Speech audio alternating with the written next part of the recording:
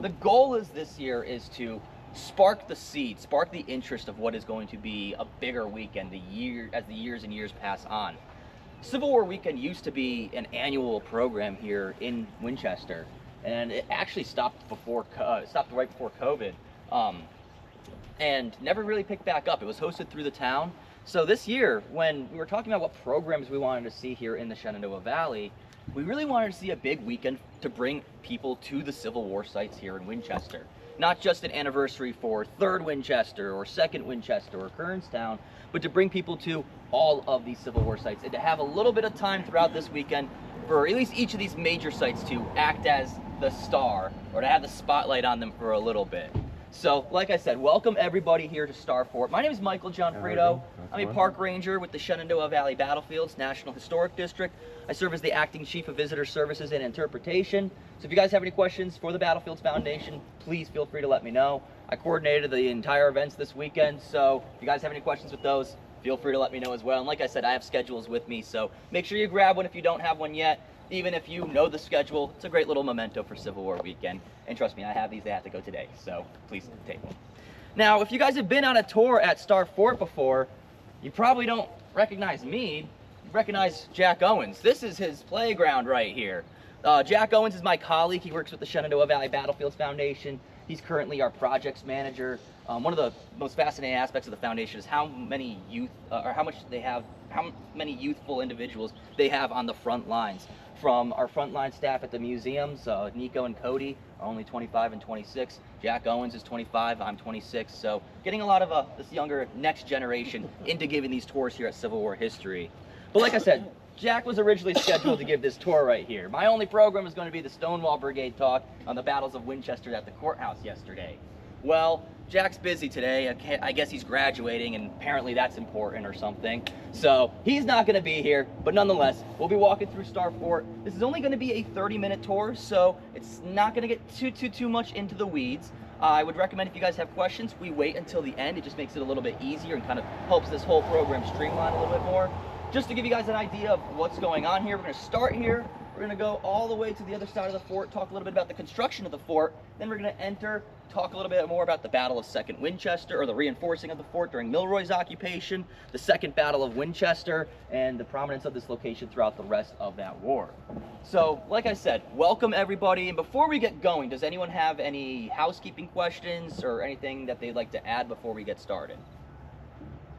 All right, without further ado, everybody, please follow me over in this direction. We'll be walking around Star Fort. Like I said, when we get over here, we'll talk a little bit about the construction and early history of this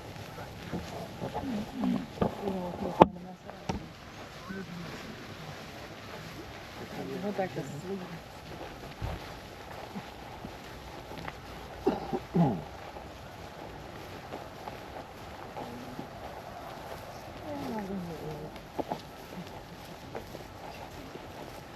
This is cold.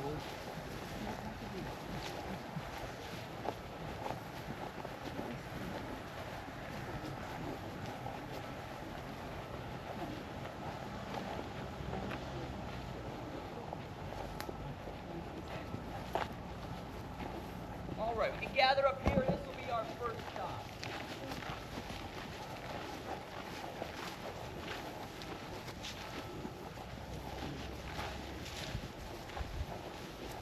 All right, so we are now on the south-facing, or right on the other side of the south-facing wall of what is Star Fort. So this fortification dates all the way back to the Confederate occupation of town during Stonewall Jackson's occupation from mid-November of 1861 all the way through all the way through March 11th of 1862. Now, it was in November when Jackson sets up a plan to organize a series of forts here in Winchester to basically cover all the main roads that are approaching into town. Once again, to back up, give you guys the 3,000-yard view, the city of Winchester is vital throughout the American Civil War because it is a converging point for many of the major roads and thoroughfares here throughout the Shenandoah Valley. The Shenandoah Valley, even bigger than Winchester, is important because this is an avenue of invasion. From the Union perspective, you can hold the valley and drive south. Eventually, that becomes the back door to Richmond. From the Confederate perspective, Go the opposite direction, it'll spit you out into Maryland because the valley is southwest to northeast facing. That'll spit you out into Maryland. You can curve all the way down through Maryland and assault the rear of Washington, D.C. And like I said, Winchester's important to the valley because this is where major roads lead into. If anyone's been up to Gettysburg, Pennsylvania, they love to explain that town as that it's the center of a wagon wheel with all the roads leading out as the spokes of that wagon wheel. That's very similar to how Winchester is. And kind of like Gettysburg, where the battle is fought in Gettysburg because the roads lead there, that's kind of how Winchester is. The prominence of this town and all those different occupations happen because of those roads leading in right here. And Jackson understands that very early in his occupation in November of 1861. So he orders fortifications to be built on high ground that command the roads, the major roads that lead into Winchester. And this fort would start to get constructed in November of 61 from the 4th Alabama Infantry. Now the 4th Alabama originally built a smaller earthwork than what we see here today. And this was guarding 2 roads. The Martinsburg Pike, the Valley Pike heading north out of Winchester, and the Pewtown Road. 522 when you're coming into town today, that's the old Pewtown Road. So this fortification on the top of this hill was meant to guard both of those advances into Winchester. Now, we're going to flash forward a little bit throughout Battle of like 1st Kernstown, 1st Winchester. The fort doesn't come into that much prominence, but then we're going to flash forward through all the way to January 1st of 1863. In January of 1863, Robert Milroy's Union force start to arrive here in Winchester. Milroy is a staunch abolitionist, and he is about to enact the longest occupation of Winchester throughout the American Civil War. If anyone knows any fun facts about Civil War Winchester, the 2 big ones are there are 6 major battles fought in Winchester throughout the Civil War, and the other one is the town is exchanged between the Union and Confederate armies 72 times. And like I said, Milroy's occupation will end up being the longest occupation in Winchester throughout the war. Milroy was a very staunch abolitionist. Right around by the time his men are coming into Winchester, it's late December of 62, early January of 63. Right around that time, January 1st of 1863, that's when the Emancipation Proclamation goes into effect. So Milroy enacts it here in Winchester. This is one of the first towns in the South where the Emancipation Proclamation is enacted. And because of this, Milroy, he gets himself into some hot water with the ladies here in town. Because he's a very staunch abolitionist, he kind of puts his nose up to the local Confederate sympathizers, some of the local Confederate ladies. And they do the same to him. They grow a really bitter hatred of each other throughout his occupation. And like I said, he's a staunch abolitionist. He's kind of getting himself into trouble because of the sentiment here in town with the local ladies. One of the things he's going to do to kind of put the hammer down on the people is he's going to order the 18th Connecticut Infantry over to Selma, the home of Senator James Mason. And they are going to deconstruct that house, and they're going to bring some of the stones over to this fort, and they're going to start reinforcing this fortification. And it's going to go from being a much smaller stockade to being more of a star-style fort that has little points that angle out at 360 degrees to cover not just the approaches of the Pewtown Road and the Martinsburg Pike, but to also cover the entire 360-degree view that you guys are about to stand in when you're in there. So Milroy, like I said, he orders Senator James Mason's house to be deconstructed, and those and the bricks from that house are brought here to reinforce the gun platforms within Star Fort. Now, it's important to remember here that this isn't just because this was a nice house and he needed bricks. Senator Mason, he's the one who authored the Fugitive Slave Act in 1850, which is a huge point of discontent between the North and the South in the decade before the American Civil War. So just a little interesting tidbit of American history that ties into the Civil War right here to this site that's quite literally embedded into the soil in that fort up there. Is that house still standing down there on Selma? I believe it's a reconstruction down there. Okay. Senator Mason's house was destroyed during the war. Okay. Okay.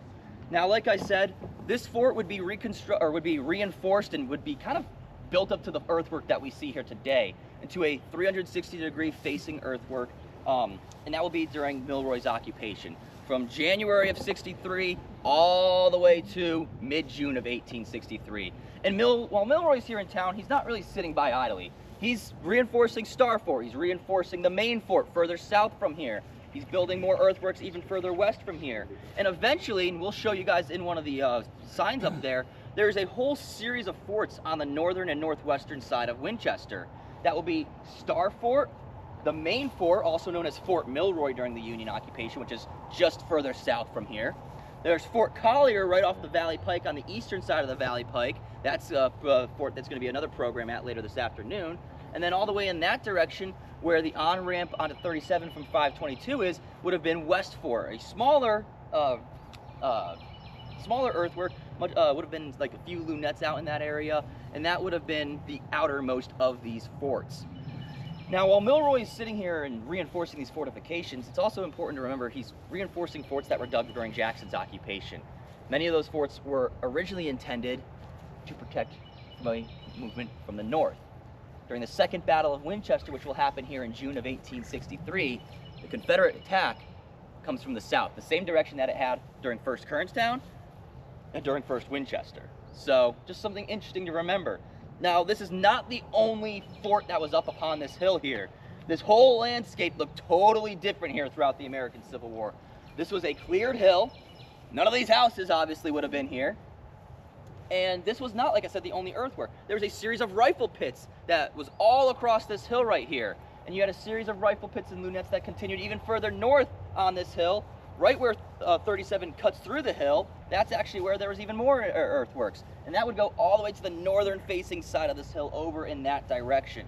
So this wasn't just one little fort right here. When people mention Star Fort, they basically mean the Star Fort complex, which is this earthwork and all the rifle pits that surrounded it on this hillside here. So we're going to move around, we're going to get into the fort, and we're going to talk a little bit more about the Second Battle of Winchester.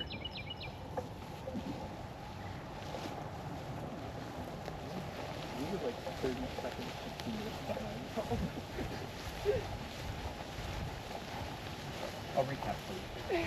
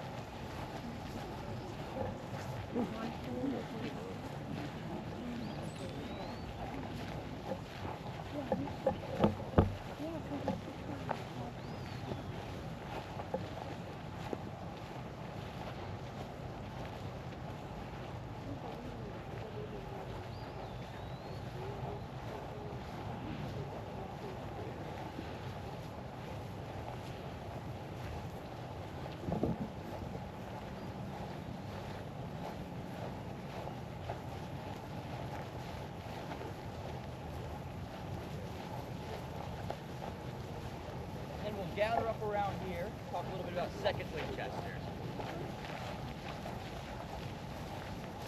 You guys are lucky, the rain just let off for us.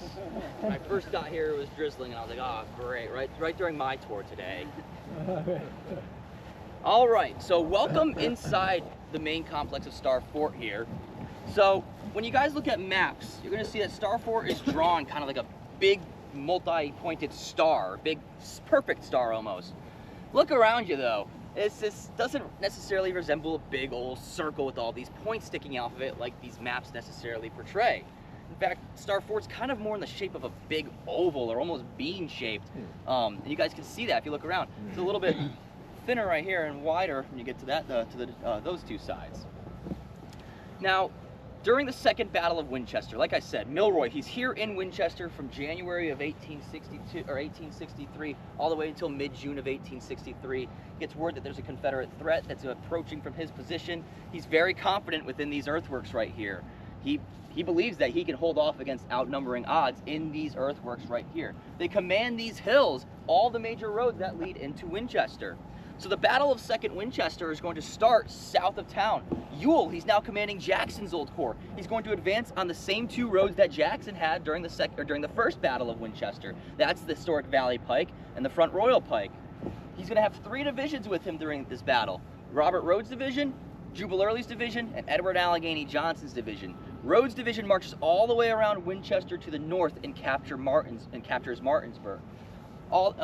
Early's division is going to march around on the second day of battle after the Confederates overran the Union position south of town. He's going to march around on the second day of battle and position over against West Fort. The last division, Edward Allegheny Johnson's division, they start to press and make demonstrations against the town, kind of holding troops such as the 18th Connecticut Infantry at bay. Now, when they were reinforcing this fort in the months leading into this battle here, I forgot to mention the 18th Connecticut, they are laboring here. They are using pickaxes, they are using shovels. These are boys from eastern Connecticut. Listen, I grew up in Connecticut. These guys were not built for this right here.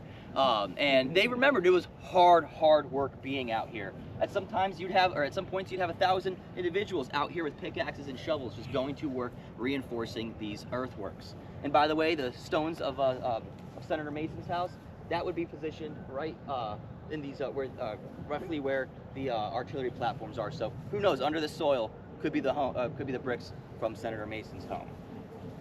Now, like I had said, Ewell's approaching from two roads. He overruns the Union position south of town on the first day of battle, and on the second day of battle, Early's division marches around Winchester to the west. The second day of battle, he begins to bombard West Fort. And after a few hours of bombardment, he will attack West Fort. Troops from Louisiana will ascend, they will capture West Fort, and the Union start to run from that fortification further west from here over to these hillsides, to Main Fort, to Star Fort, and all the rifle pits that surrounded these hills. Now, roughly by the time West Fort falls, the Baltimore Light Artillery, under the command of this individual right here, Captain Frederick Alexander, they are going to arrive at the fort. They have 6 3-inch ordnance rifles, and they are going to position in the fort. Now, West Fort, all the way over there, just fell. If you actually stand on this gun platform, you look over there, you can see the ridge in the distance. That is roughly where West Fort is. And just on the other side of West Fort is 174 acres that was recently preserved by the Shenandoah Valley Battlefields Foundation that will soon be added to the 2nd Winchester Battlefield Park. This is a battlefield that for years did not have a true battlefield destination dedicated to it. Star Fort really was the only one. We're going to be expanding that with the attack at West Fort site and even some more sites that I'll mention further on in this story. So after West Fort falls to Confederate hands, the Baltimore Light Artillery under Captain Alexander, they are here in the fort with 6 3-inch ordnance rifles. And right when they see those Louisiana battle flags start to crest over West Fort, you can actually see some of those battle flags today if you go down to New Orleans, Louisiana. Confederate Memorial Hall there. That's battle flags such as the 6th Louisiana Infantry are up on display in that museum. That crested and attacked into West Fort on June 14th, 1863. Once those Louisiana battle flags and Confederate battle flags are seen going into West Fort, and the Baltimore Light Artillery are here in this position, they begin to pound the Confederates that have just captured West Fort. You have to remember, the Union have stuck out here for a while. They've had time to figure out the distances between all of these different fortifications.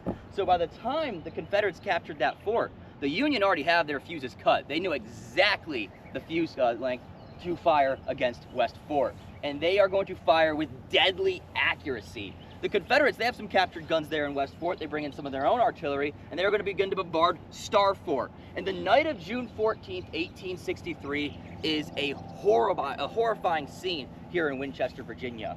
Citizens are going to the roofs of their houses, and they are watching this massive concert of cannonade taking place north of town between the Confederate guns in the captured West Fort and the Union guns out here in Star Fort. It is illuminating the light of the night sky. There's accounts that say it is a wonder how anybody survives any of this. There's actually a pretty horrifying account that happens right here in between these walls. There's men whose limbs are getting blown off right where we are standing. There's an account of a horse who has an artillery shell fragment enter its throat. And every time it breathes, blood begins to spurt out. And it just becomes a horrifying sight, like I said, for the Union defenders here in Star Fort. Throughout that night, this becomes a harder position to hold and eventually becomes basically impossible to hold. The first domino has fallen over there at West Fort. Now the Confederates are bombarding this fort, and after a while, around 10 o'clock that night, the cannonade dies out. Milroy, he's basically forced to abandon Winchester. He orders the guns to get spiked, which includes right here at Star Fort. Some of the guns are dumped down wells, and wagons are dumped and everything like that. And roughly around 1 a.m. the night of June 15th, 1863, the Union defenders here in Star Fort will abandon their earthworks that they had spent months reinforcing, months digging, and that they had quite literally held for their lives throughout that last night.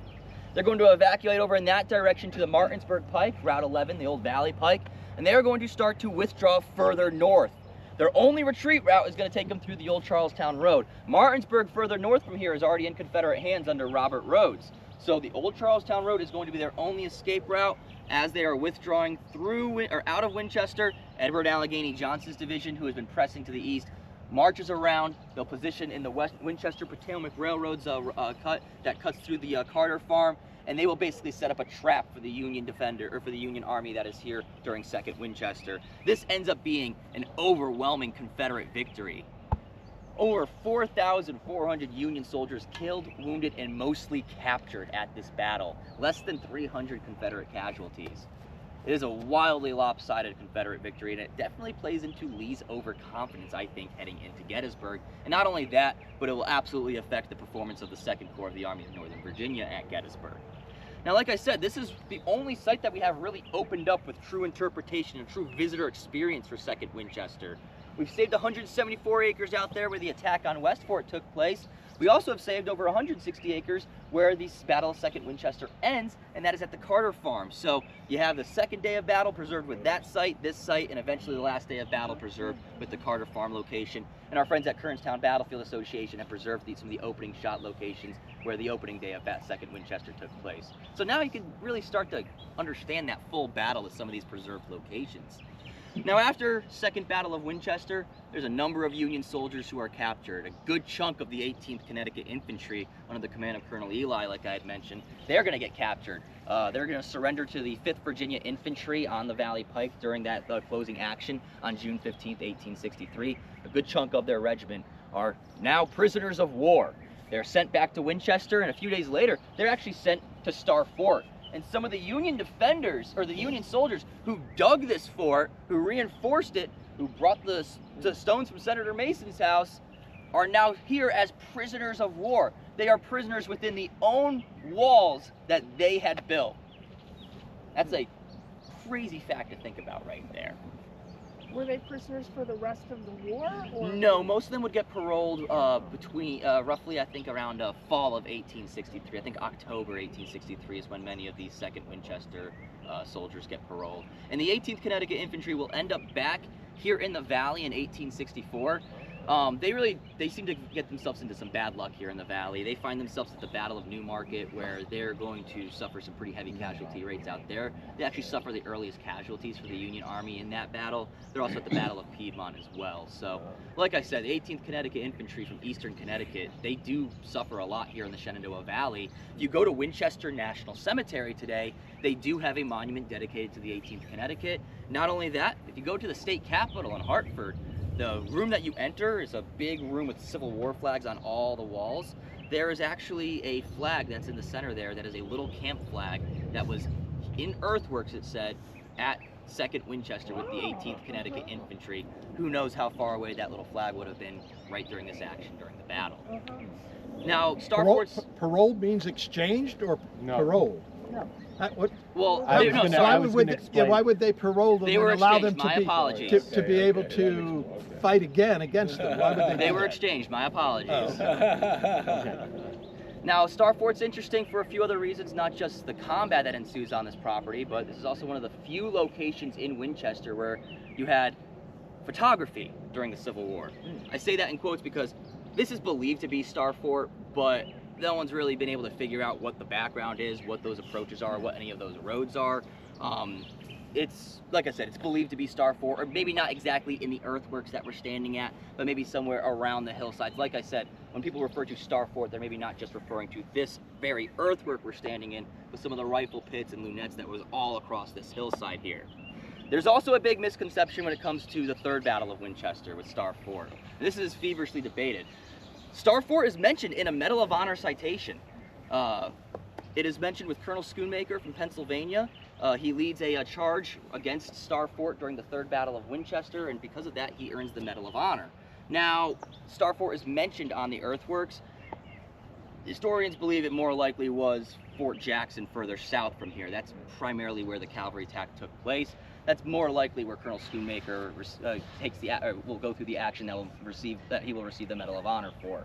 So while it's mentioned in a Medal of Honor citation, it might not have actually been the site for a Medal of Honor or for a soldier who received the Medal of Honor, but still is mentioned in that citation. And Colonel Schoonmaker's got an interesting story. He ends up going on to donate over $100 for the Confederate monument that's in downtown Winchester to be erected. That is a monument to troops that he fought against, right in a town where he earned the Medal of Honor. I think that's a very interesting story. Now, like I said, Star Fort, does figure into play throughout the rest of the war. It's here during 3rd Winchester, although the major attack we think took place even further south from here. And then during Union occupation, soldiers will occupy this fort once again. The last Union general to occupy Winchester in the war is General Winfield Scott, or Winfield Scott Hancock, my apologies. And he is here till the ending months of the war into the beginning of Reconstruction, and it's the soldiers that are under his command that occupy these forts when the war ends.